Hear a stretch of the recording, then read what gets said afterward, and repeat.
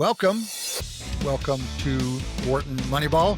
Welcome to another full hour of sports analytics here on the Wharton Podcast Network. This is Cade Massey hosting today with my longtime friend, colleague, collaborator, co-host, Eric Bradlow. Adi Wyner, we're expecting at some point in the next hour. Shane Jensen, we are not expecting this week. Our fourth colleague is out and about doing Shane Jensen things, as he is wont to do this time of year, but he will be back. Some combination of us are here almost every week of the year. And by that, we mean, 48, 49 weeks of the year. And for pushing 11 and a half years now. Delighted to be here on this Tuesday afternoon, late summer Tuesday afternoon. In fact, this is the last Tuesday of the summer months. If you wrap it up in August, it is very much late summer. That means a few things, guys. That means that football's about to start. We're going to spend some time on that. It means baseball is getting more interesting, but it also means that some significant tennis is being played in the New York City area. And for that topic, we wanted to bring in Jeff Sackmann. Some of y'all who've been listening know that we have Jeff on here a time or two a year and a half for a long time. Sackmann is as good as it gets in the world of tennis analytics. He jumped off the page at us early in our time. I think we're reading like some of these economist articles without bylines. And like, we're thinking, who the heck is this writing all this great stuff on tennis analytics? And we find out that it's Jeff Sackmann. Jeff does a lot of stuff. He's the founder of Tennis Abstract. It's an online encyclopedia of sorts covering much of the history of tennis. But within that site, he also writes a blog, Heavy Topspin, looking at players and trends. And that's where you see some of the stuff that catches our eye. We're always delighted for a chance to talk with you. Jeff, thanks for making time for us. Absolutely. Glad to be here, guys. Glad to have you. In the meantime, while I rambled around there in the beginning, Adi Wyner showed up. Adi is back. Adi is no longer on sabbatical. Adi's kind of supposed to be here every week now. It's going to be fun to have him back around. He is the best traveler, I think, of the four of us. Adi, great to see you. Good to be here. Jeff, in a minute, you and Eric can dive into all things U.S. Open, but maybe just as a starting place, you can tell us as the tournament starts, as you pull your head out of whatever data you've been looking at lately, what is on your mind around tennis right now? How are you thinking about this tournament, or what player are you especially interested? Or is there any analytics project that's especially had you consumed recently? Well, one thing that I was looking at this week is the big story in men's tennis for more than a year now is that we can pretty much forget about the big four. We can pretty much let Novak Djokovic ride into the sunset. It's the Jannik Sinner and Carlos Alcaraz show. And the numbers are starting to be a bit mind-boggling, even though they are so young. So one thing that I do with every Grand Slam is I throw the draw and my ELO ratings into a formula and generate a pre-tournament forecast. And typically over the years, the number one seed, the top player in the draw, not always the same player, whoever my favorite is in the draw, will end up with around a 35%, 40% chance of winning the tournament. And then there'll be maybe a half dozen guys who are in the 5 to 10% range. Now, coming into this tournament, Jannik Sinner was at 45%, not the highest he's ever been, but that's very high for someone to be at 45%. But the shocking thing is not that. The shocking thing is that Carlos Alcaraz is at 35%. Okay. So that's an 80% chance of these top two guys winning. That's before a single ball is struck. So your number three, normally I've got a number three, at least in double digits. Alexander Zverev is pulling up the number three spot at 6%, which, if you follow Alexander Zverev, that might even sound generous. But that's the state of men's tennis right now.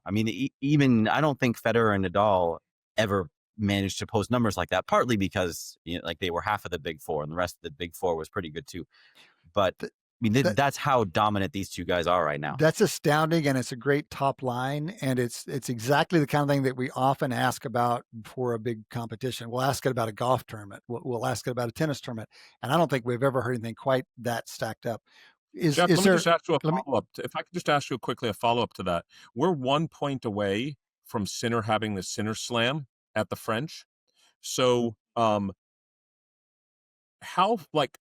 is it even really, I'm an Alcaraz fan, just to make sure everybody knows this.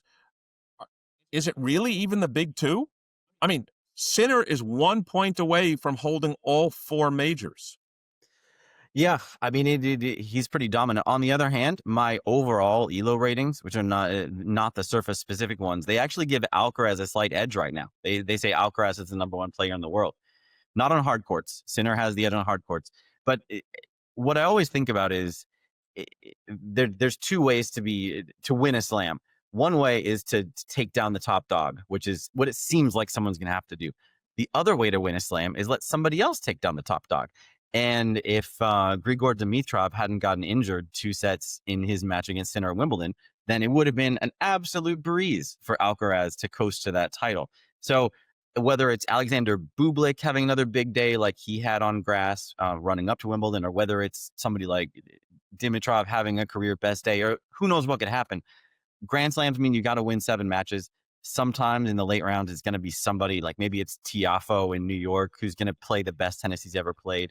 Sinner's got to run through those hurdles. So if we do get to the point where it's a mano-a-mano final in 2 weeks, then yeah, the edge goes to Sinner.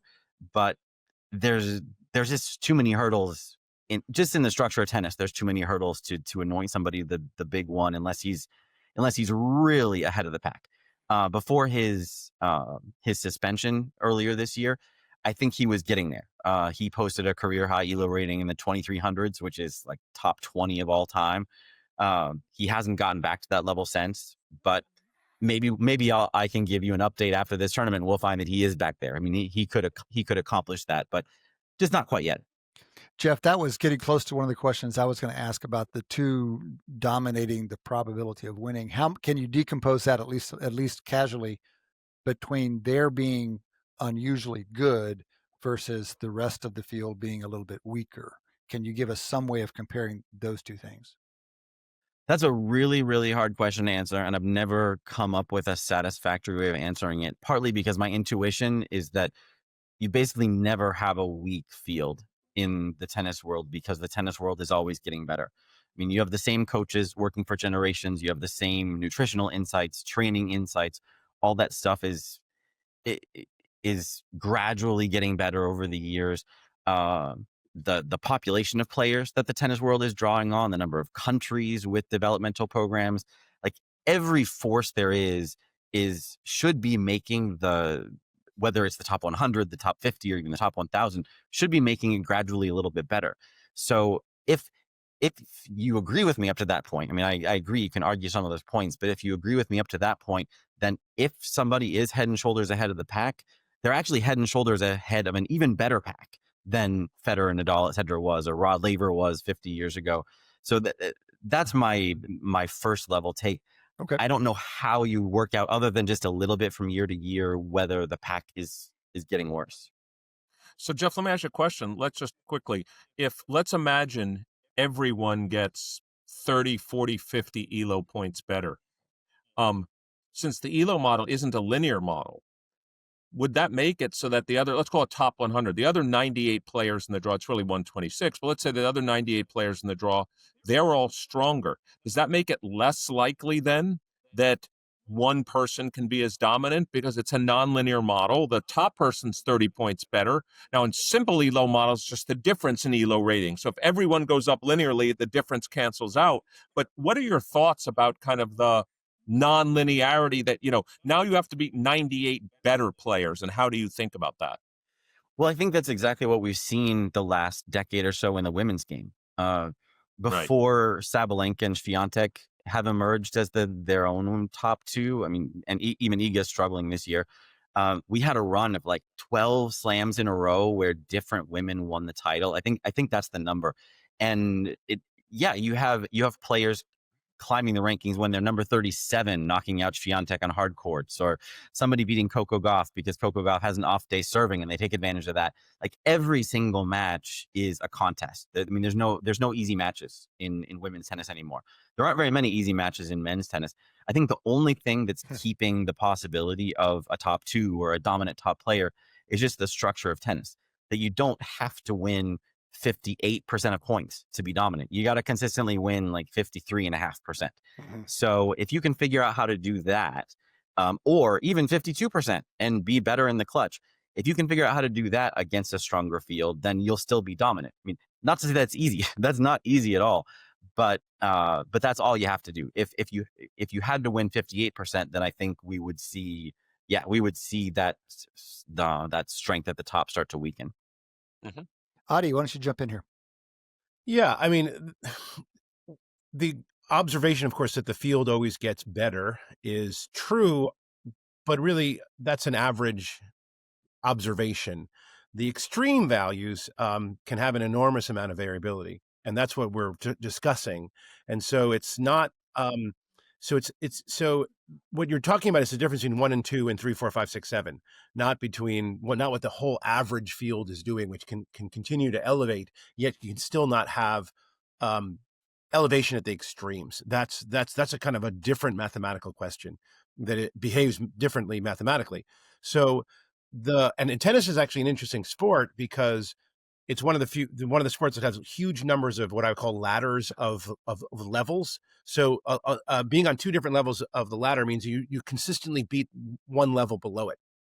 In a sport like baseball, there aren't very many ladders. I mean, obviously there are differences, but even the worst team, we talked about this last week, even the worst team could beat the best team on any given day. It's not even that lopsided. But in tennis, you go from like 1 to what 20 or what rank? I mean, typically, right now we have the top 2 beating 3, 4, 5 with nearly 90% probability, and that continues to shift all the way down. You have these, a 15. I mean, it's not it's really like an average, but the 5th best player will beat the 10th best player pretty handily. At least we're seeing that. That's not true, though. I'll stop you there. You're absolutely right about 1, 2 against number 5. The number 5 beats what number with what consistency? Like the same 1, 2 beats 5 at some consistency, and 5 has to play X to have the same dominance. Okay, so I'm looking at my ELO ratings now. Alcaraz is 2270. Taylor Fritz is number 5 at 2030. So there's a 240 point gap between number 1 and number 5. Go down 240 from 2030, and you're at 1790. Is my math right on that? Yep. So for the same gap, 1790, scroll down, you get down, you're out of the top 50 now. You're down to 53 or 54.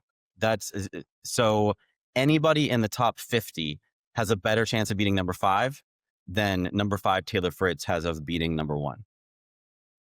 And is that the kind of difference we typically see with the 1, 2, 3 compared to 5, or this is extraordinary? I think so. Yeah. No, I think that's pretty typical. I mean, there have been times where 1 through 5 have been more tightly clustered, like in the Big 4 plus Wawrinka era. Maybe there was a couple of years where that was the case, but no, I think that's pretty close. This is an interesting general topic, Adi. We've talked about it here and there, but it's an interaction between the distribution of quality and the sport, the game design of the sport itself. Yep. And that combination gives you these changes, and it really says a lot about what we should expect. Let me ask a different kind of question. There's a lot of points in tennis, right? So it's hard to.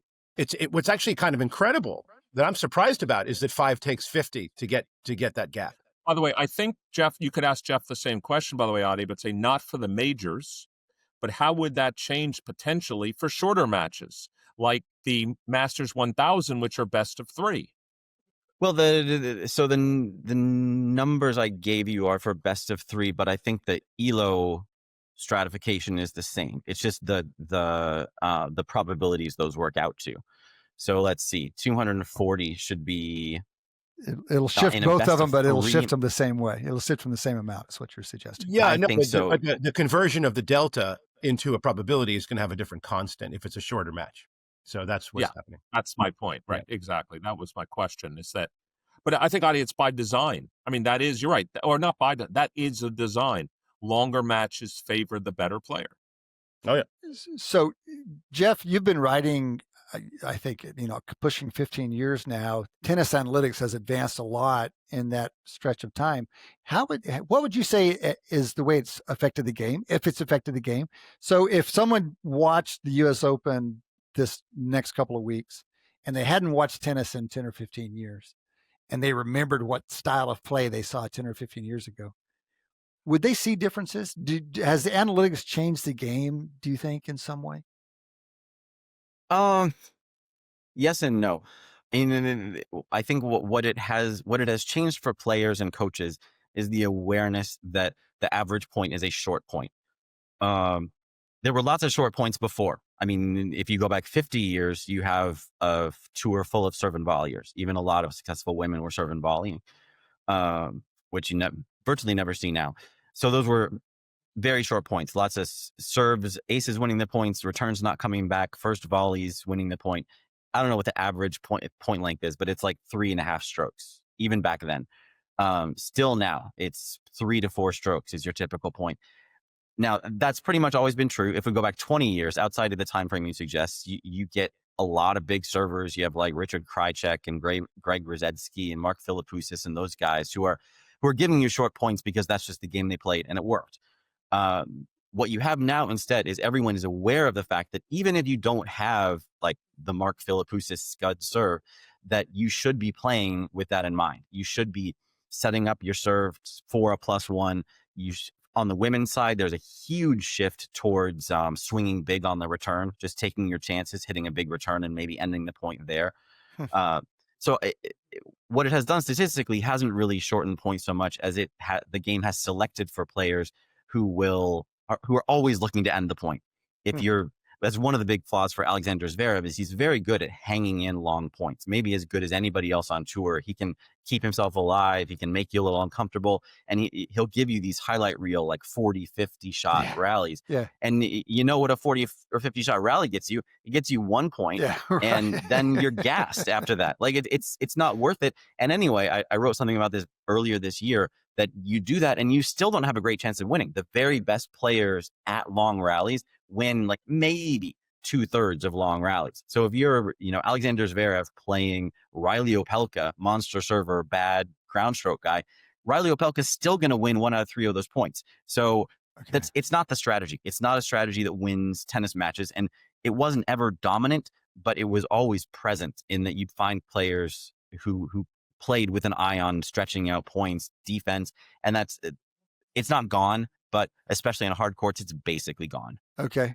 Jeff, I happened to be in France when Michael Chang had his big French Open blow up in like 1989 or whatever that was. And he's the first person that comes to mind. It's just kind of the long rally, get the ball back. He's not going to win any big shots, but he's going to stay on the court forever. But that was 1989. And even that was a kind of a short moment in time. And that was clay court tennis. And if you watch clay court tennis now, you'll see some people who are still playing that way. But it's fascinating to watch even the grindiest, like small, underpowered clay court guys. They are swinging big. Like they'll hit these spin serves out wide to open up the court, and then they just wind up for the biggest forehand they can hit. It won't usually be a winner because, these guys are 5'9" and they don't hit that hard. It's all just spin, spin, spin, spin, spin. But they're trying. Like the goal is still the same: shorten points, force the guy out wide, create an opening, get it over with.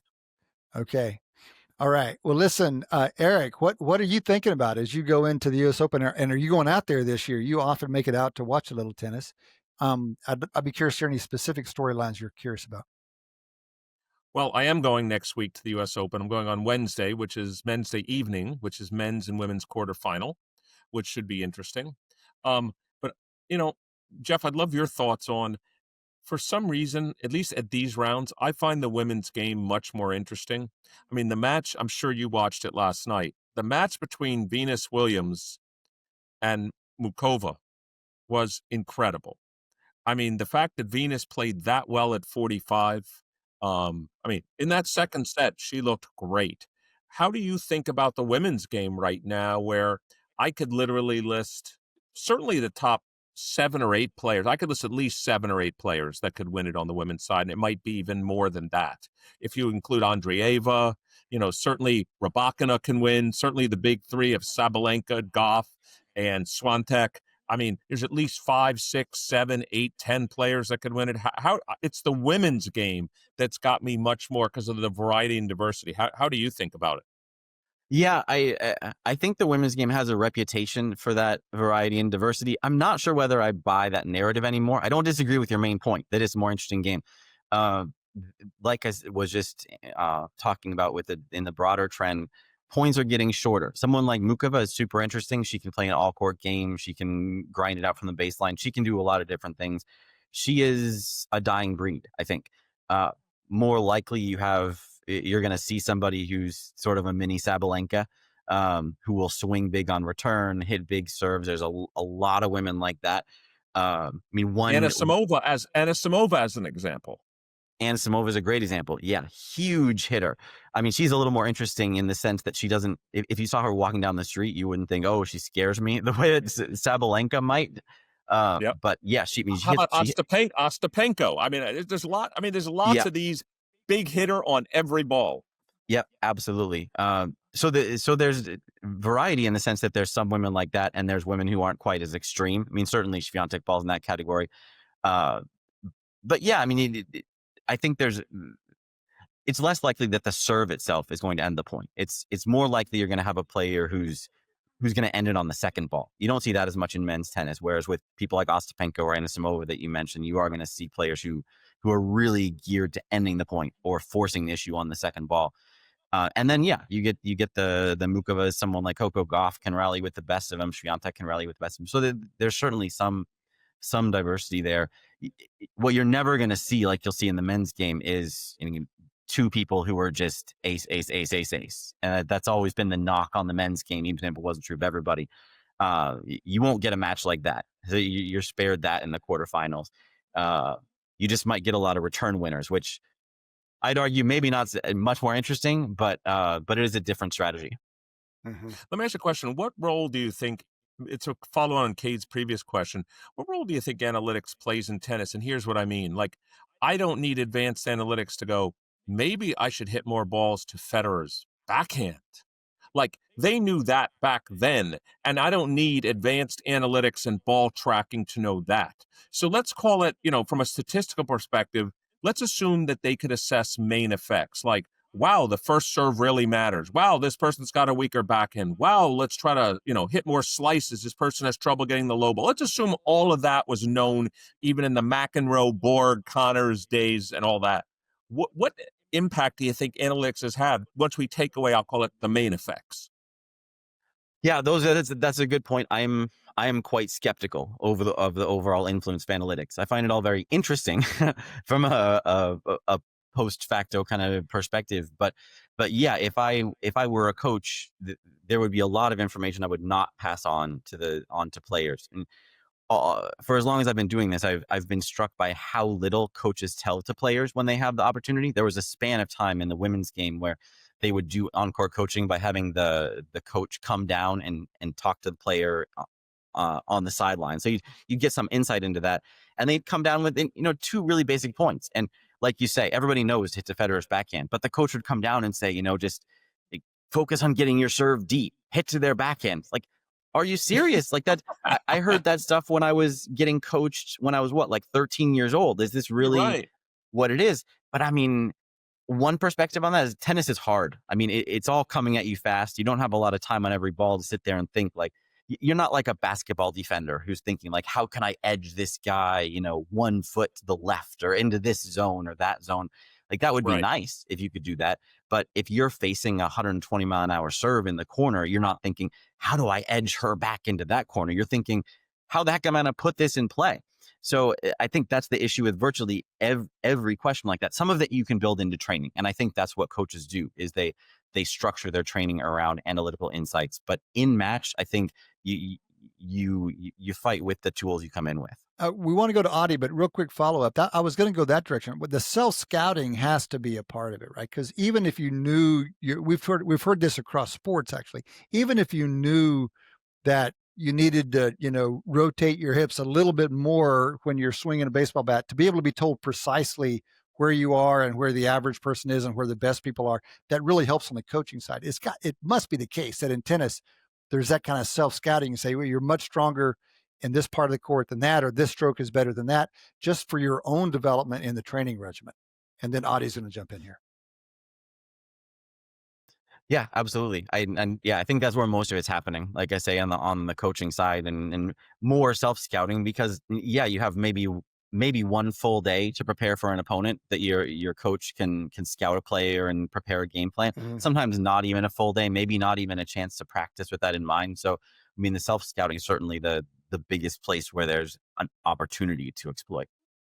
So sometimes even the most obvious things are missed. So, for example, like in baseball, analytics told most base dealers to cut it, to don't do it. It was negative, and that only certain players should do it into certain times. We're undoing that slightly because of the way they've changed the rules.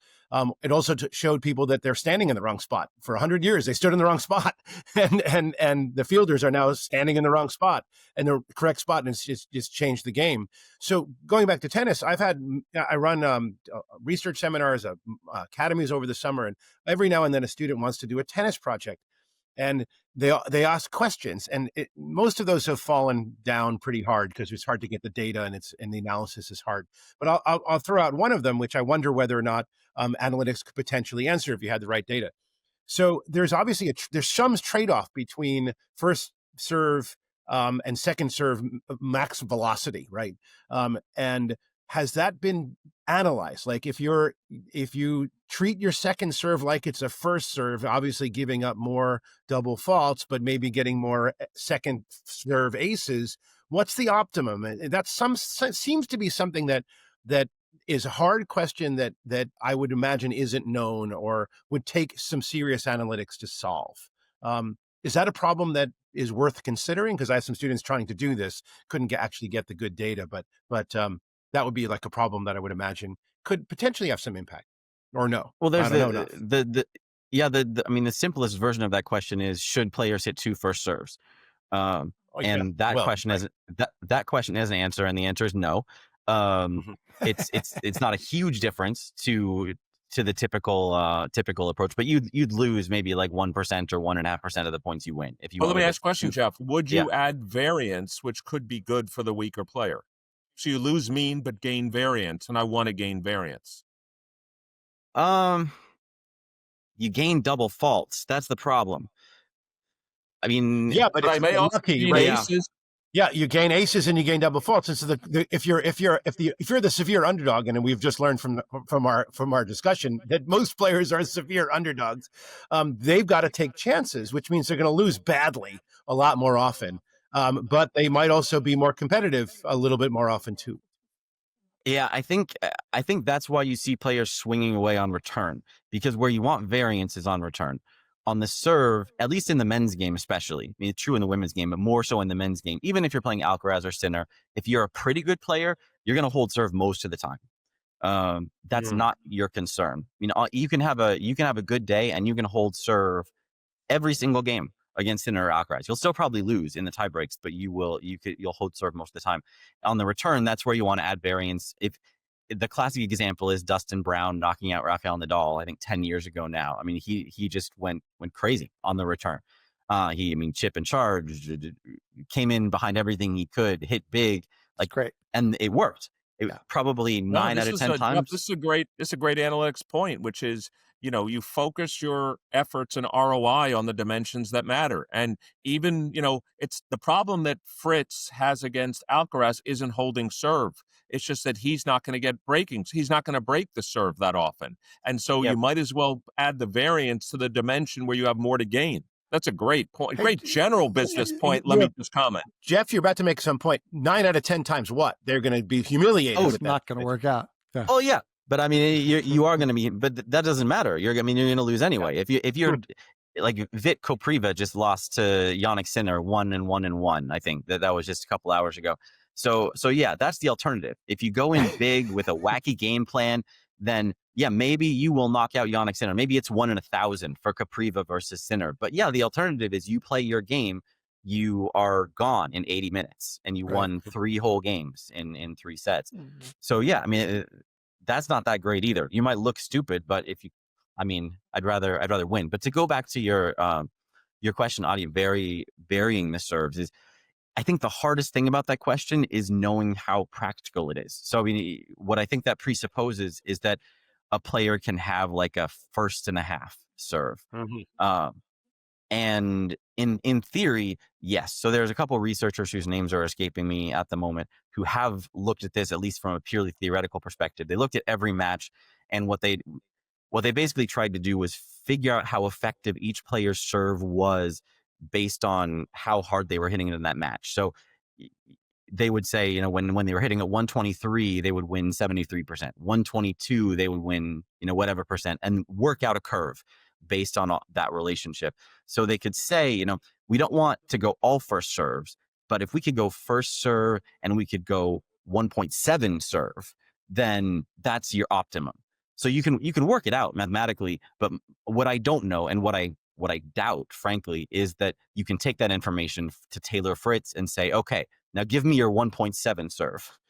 Yeah. He doesn't know what that is. He's been hitting the same first and second serves for over a decade of his life. He's perfected those deliveries. So let me counter that, though. Taking another page from baseball, is they have these high speed cameras and immediate feedback. I can imagine, and they've used this to essentially tailor or design pitches for individuals. I can imagine if you sat with the player and say, okay, your first serve is 125, right? And your second serve is, I don't know what the right number is. I don't even know what it is. 80. Say 100, yeah, 100, 105. 100, yeah. 105. I want to develop a 115, and we're going to sit there with the equipment until you can do it. And is that an outrageous proposition? I mean, or is it with the feedback? Yeah. I would say in the staid world of tennis, yeah. I keep thinking of that Andre Agassi. I don't know if it's commercial or show where it's him versus Federer, and he goes, now I'm going to give you a 113. Now I'm going to give you a 109.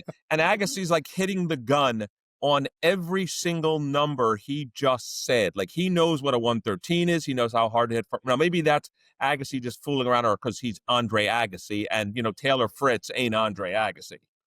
Yeah, I mean, there's only one Andre Agassi, for sure. I would doubt even Federer could do that, and Federer would be the second guy I'd think of who might be able to do that. It would be a pretty out there thing to suggest to a player. And it's a neat idea because it adopts probably the biggest revolution we've seen in baseball in the last 5 or 6 years. And it's player development using a lot of technology, and it's transformed some players' careers. Now, one question might be whether it's valuable enough to be worth the effort, but it's a neat hypothesis borrowing from another sport into this sport. Yeah, absolutely. I mean, I would love to know that someone was out there trying it.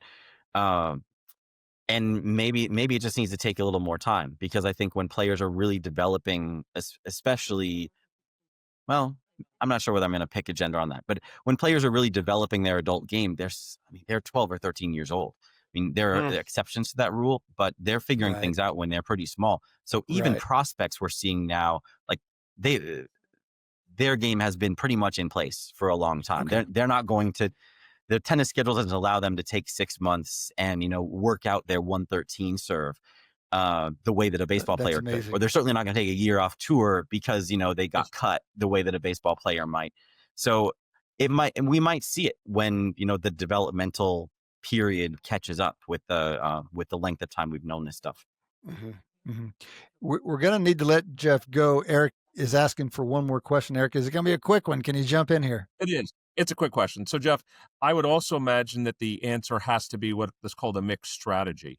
And what I mean by that is, if I knew your second serve was always 115, that isn't doing squat either. So now I'd have to have the first serve, and sometimes I hit it 105 in the corner, sometimes I hit it 115, because if everybody knew Jeff Sackmann was the 125, 115 guy, they can return 115. So it would have to be, there'd have to be a mixture no matter what you do. Yeah. And I mean, to some extent, there already is. I mean, and I was simplifying to say that, you know, Taylor Fritz has a first serve and a second serve. Taylor Fritz can hit a whole ton of serves, and they are all pretty consistent and they're all pretty reliable. But it is still a limited number. So, I mean, it might be 4 different first serves, and the real magic comes from the guys like Federer or Ash Barty who can completely disguise them. So it's like a pitcher throwing 4 different pitches out of the same arm slot. But that's rare.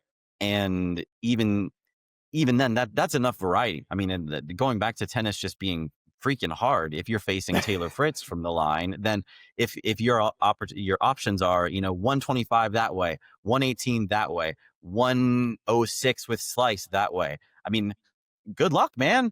we don't need much strategy to say you're probably not breaking that guy today. Right. All right, Jeff. Thanks. Always a pleasure to talk to you. Wish you the best with the work that you're doing, and wish you good fun for the next couple of weeks with the U.S. Open. Thanks very much. Thanks for having me, guys. Absolutely. Jeff Sackmann, the best in the business in tennis analytics. You can read his stuff. His blog is called Heavy Topspin, and you can find it at Tennis Abstract. Tennis Abstract is an organization that he founded. Jeff Sackmann. That has been the first half of Wharton Moneyball. Come back and join us after the break for the second half. Welcome back. Welcome back to Wharton Moneyball. Welcome back to the second half of this week's show. Second half of a full hour of sports analytics here on the Wharton Podcast Network. This is Cade Massey hosting this week, along with Eric Bradlow and Adi Wyner, two longstanding co-hosts and colleagues of mine.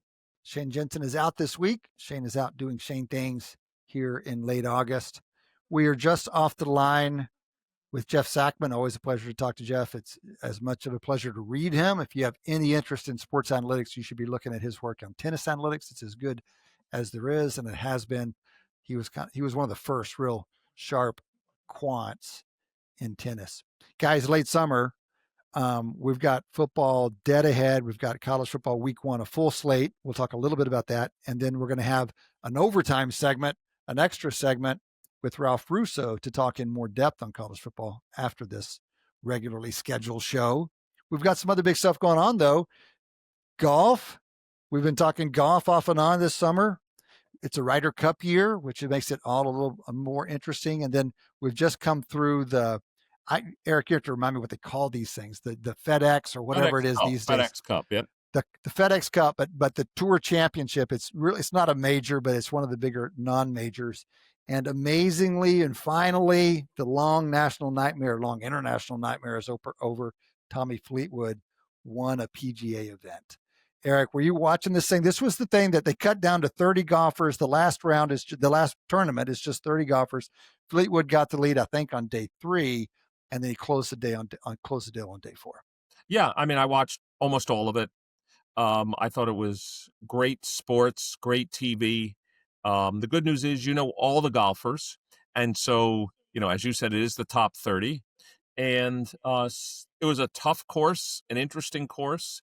And the thing that's interesting is maybe this is, it would be interesting to talk, or, maybe I'll message something towards Rufus, because this is one of those situations where I felt like if you looked at Tommy Fleetwood's, whether it's an ELO rating or world ranking, his chances of winning were probably downgraded too much because, he had only come in second 7 times in the last year. All right. Find me another golfer other than Scheffler that's had as many top 5 finishes as Tommy Fleetwood. So because he didn't get the number 1, all of a sudden we're downgrading him so much. I mean, to me, it was almost not certain. It's never certain in golf, but I'm not surprised he was in the top 5. And if he's in the top 5, why can't he win it? And so I almost feel it was like an outcome bias because he hadn't won, even though his world ranking was so high and he was in good form, that all of a sudden he's not winning. Well, that's great. That's a great question, whether people overbet the story. The narrative was he can't get it done. But let's be clear about a couple of the stats. Right now, this is post-tournament, but it wouldn't have been that different before the tournament. Data Golf, which has the most predictive publicly available world rankings, much better for predicting performance than the world golf rankings. Data Golf has him number 3 in the world. All right. So just behind Rory, who's obviously just behind Scheffler, a stroke behind Scheffler. The other thing is he has 30 career top 5s on the PGA without a win before this tournament, which is the most in 100 years. And so that's where the narrative has traction. And you're questioning whether, okay, fine, but did it get overbet essentially? And here's my empirical question for y'all. Do y'all think we could model whether someone plays better with the lead after having won a tournament than before having won a tournament? Or do you think there's not enough data to do so? This is like career level modeling as opposed to, any given tournament. Do you think we could observe a difference? Could we test? And if there is a difference, find it, that they perform better or differently with the lead after having ever clinched a tournament? Yes. I do. I mean, but it depends how far you're willing to assume stationarity. And I mean by, there's basically almost a golf tournament, let's say 40 weeks of the year. And then let's say we take the last 8 to 10 years of golf tournaments. So now there's 300 and something observations where we've had a winner. And again, if you only want to model the probability of winning, that's different. We could also say, does the person perform better? Which is, their world golf ranking or their data golf ranking would have been the person should have come in 7th. Like it could be exceedances of their ranking. We don't have to look just at, do they win more often? Do they play better once they've won? Is it like a change point model kind of thing? Yeah. But I think the answer is yes. I think there's enough data. Let me just say though, this is probably your other point, and Adi will, I'm sure, be happy to jump in on this. The effect size is probably smallish. So your question is, it's not can we model it? Of course we can model it, but is the effect big enough that we'll see it? Right. I mean, this goes one of Adi's great lines early on our show, and then we kind of learned it, is that he's not saying that the effect doesn't exist. It's just too small to observe. So he's talking about a clubhouse effect, some momentum. Like sometimes these things might be there, but they're just too small to observe. This has been interesting. I wasn't even thinking this is momentum, but sure. Since we're on golf, guys, it's time to point out that even something which we know is important, like putting, is nevertheless the effect is too small to I would say, know with strong statistical confidence who's better and who's worse. That's in golf, even something that we can measure is nevertheless doesn't vary that much among the players. So when you get to Fleetwood in particular, and you look at those 30 tournaments, what did he come short in? I mean, what aspect of his game? Because I can imagine someone not closing because putting just didn't come through. I love it. That's great. So I don't know how much we've talked about this. We need to do a full segment on it, but Adi has some research just over the summer, I think, finally, how random putting is, and therefore how difficult it is to say some guys are actually better or worse putters. And I think, Adi, you could give us a quick empirical observation. It's some very small number of guys that you can reliably say are better. Yeah. So what happened with putting is that we did what's called empirical Bayes shrinkage, which doesn't impose a knowledge of a standard deviation on talent, but we did impose a normal distribution on the distribution of talent, which we could argue about, right? Particularly the tails of that distribution. But what ends up happening is that we do have, in any given season, we do have players who putt better and putt worse. But when we do our shrinkage, or empirical Bayes shrinkage, those differences get really small. And among the golfers in any given, 200 or 300 of them, we do what's called an FDR, which was we essentially try to control the number of falsely discovered good